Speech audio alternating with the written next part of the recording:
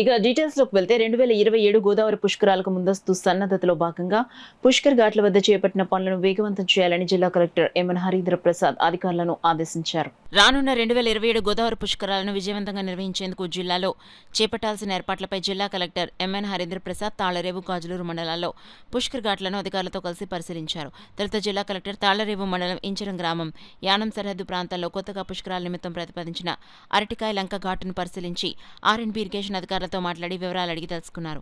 అనంతరం పిల్లంక రెవెన్యూ గ్రామ శివారు గోవలంక పంచాయతీ పరిధిలో గల గోవలంక ఘాట్ను, గోపులంక రెవెన్యూ గ్రామ పంచాయతీ పరిధిలో గల గోపులంక ఘాట్ను, తదుపరి పిల్లంక గ్రామ పంచాయతీ పరిధిలో గల పిల్లంక ఘాట్ను పరిశీలించారు. అచట్ నుంచి కాజులూరు మండలం కోలంక గ్రామం శివారు పెదలంక పుష్కర్ ఘాట్లను జిల్లా కలెక్టర్ అధికారులు స్థానిక ప్రజాప్రతినిధులతో కలిసి పరిశీలించారు.